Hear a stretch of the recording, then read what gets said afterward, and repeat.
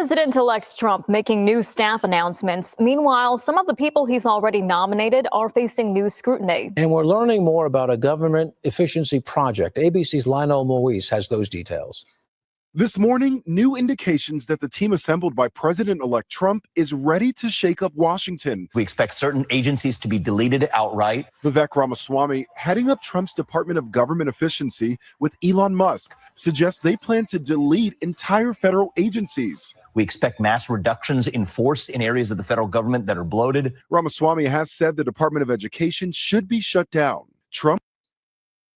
Welcome back. I am Dave, 10-year intellectual property attorney dealing with everything from trademarks, copyrights, trade secrets, as well as patents. Now, it seems like this Department of Government Efficiency, it doesn't look like the news anchors are too hot about it. They got to talk about it being a government project.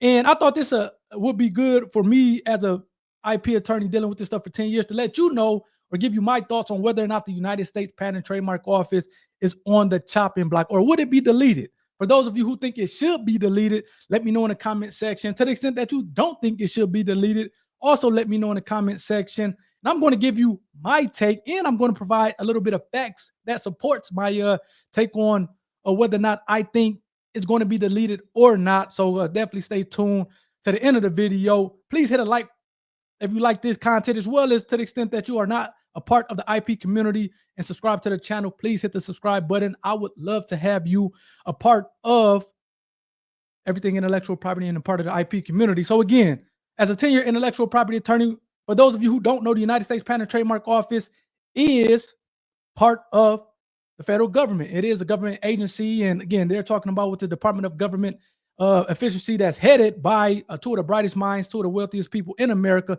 Elon Musk and Vivek Ramaswamy. They're talking about, cutting these different the departments. And I'm going to let you know, is the United States Patent and Trademark Office a part of that?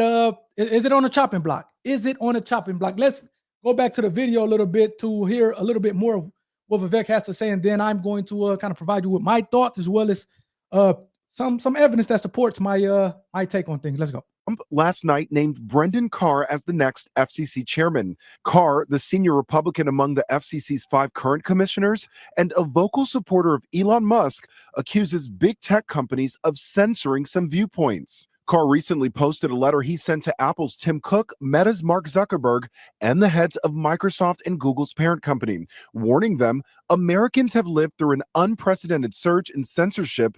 Your companies played significant roles in this improper conduct. Carr adding, the censorship cartel must be dismantled. Also over the weekend, Trump nominated Chris Wright as Energy Secretary.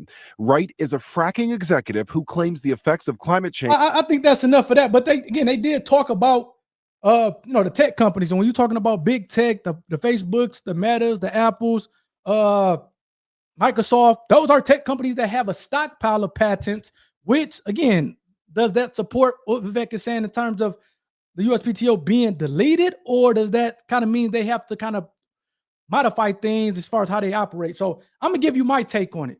Number one, as somebody who's been doing this for 10 years, I do not think that the USPTO is on the chopping block. I do not think it's going to be deleted. However, I do think that they need to kind of change some policies as far as how patents are enforced and things like that, so that number one, these small inventors, which I interview on this channel, go check out the interviews on everything intellectual property, so that small inventors can have more protection, particularly as it relates to big tech and being protected against big tech. But also, I think with e-commerce platforms, again, e-commerce is a big thing, whether you're selling on Amazon or you're selling on one of these social media platforms, selling on eBay. And the fact that you can get protected from Chinese knockoffs or other people trying to knock off your product, that's something that kind of needs to be updated with regard to the patent laws. But I do not think that the United States Patent and Trademark Office is on the chopping block. And there's 2 reasons for that. I'm going to bring up one of the reasons here. We're going to go through it, and then I'm going to give you the second reason. But I want you guys to let me know in the comment section, do you think that the USPTO should be on the chopping block? So what I have here is the United States Patent and Trademark Office fiscal year 2025 congressional submission. So it seems like the USPTO, again, they're submitting their budget to Congress for the 2025 fiscal year. It seems like this was done back in March 2024, so a few months ago. Let's go down to the executive summary. I think the executive summary is going to be good. Hopefully you guys can see this.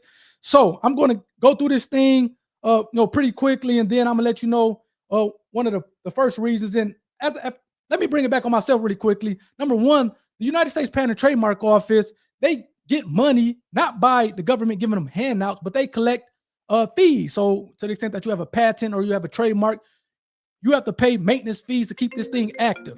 You have to pay maintenance fees to keep your patent, your trademark active. And as a result of that, the United States Patent and Trademark Office collect maintenance fees. And that's a big part of how they make their money. This is not like another government agency such as the judiciary or whatnot, where they get the overwhelmingly majority of their money by the government giving them money.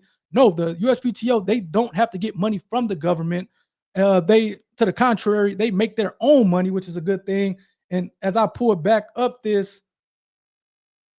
executive summary that I want to show you guys, it says that from a patent perspective, now this is dollar in millions. I'm not sure why they just didn't put billions in here, but this is dollar in millions. So based on an estimated fee collection, I told you about the government collecting fees from patents and trademarks.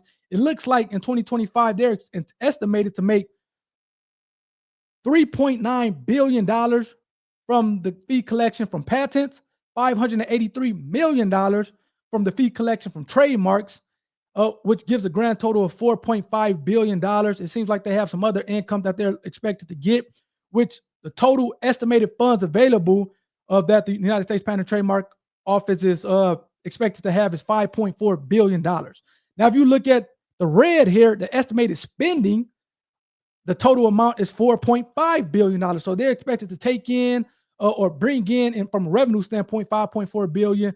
They're expected to spend $4.5 billion, and their operating reserve or what they're going to have left over is just short of $1 billion. So the USPTO is actually making money. They're not one, and it seems like kind of the authorized positions, it seems like 14,933. They have almost 15,000 employees that work for the United States Patent and Trademark Office. So we're talking about this whole Department of Government Efficiency and cutting a fat and cutting a bloat. The United States Patent and Trademark Office is not one of these government departments, which most of the government departments or agencies are costing money to the federal government, to the taxpayers, you and I. However, the United States Patent and Trademark Office is actually making the government money to the tune of almost $1 billion. We just saw the numbers. This is straight from the horse's mouth. This is from the United States Patent and Trademark Office. They submitted to Congress, letting them know a summary of the revenue that they expected to get next year, as well as their spending. And therefore, again, they're operating from an estimation standpoint of a surplus of $1 billion. So I don't think that the USPTO is on a chopping block. I don't think it's getting deleted. Heck, if you're deleting a government agency that's making you almost $1 billion a month, $1 billion a year, that's, again, maybe something is wrong with you. But I don't anticipate Elon Musk as well as Vivek Ramaswamy deleting the United States Patent and Trademark Office, because they're actually making the money.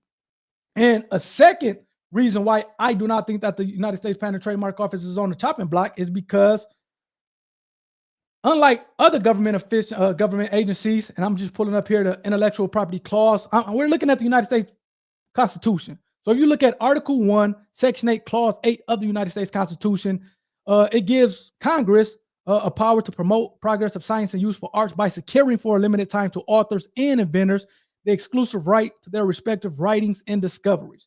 So what does this all mean? This sounds fancy and all that. What does this mean, David? This means that the power of you and I to have patents as well as copyright and other forms of intellectual property is actually protected by the United States Constitution. So this is not like something that Congress is kind of making up. This is in the U.S. Constitution that's given us as citizens, or just kind of people who live here in the U.S., as well as maybe other people who are looking to file a patent here in the U.S. It gives us a right.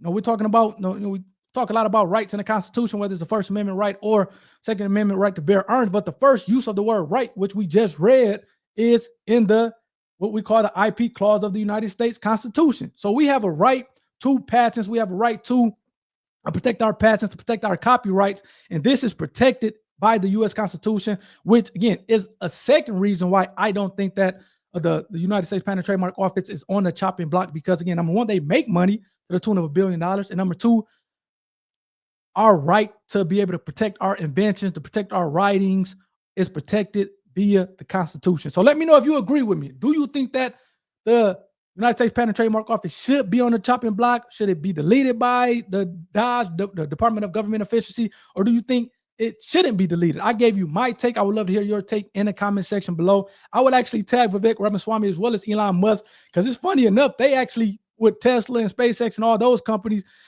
we all know that Elon Musk has a number of patents as well as Vivek Ramaswamy. I know he's kind of big in that kind of science sphere, and I would imagine that his companies that he ran, a big part of their success was being able to protect their intellectual property, being able to protect their inventions. So I think maybe that's the third reason why we don't dismantle the United States Patent and Trademark Office, because I think a lot of them, they made their wealth by being able to protect their inventions, protect their brands and things like that. So that's my take. Again, please hit a like if you like this video, and to the extent that you're not part of the IP community, I would love to have you part of the IP community. So please hit that like button.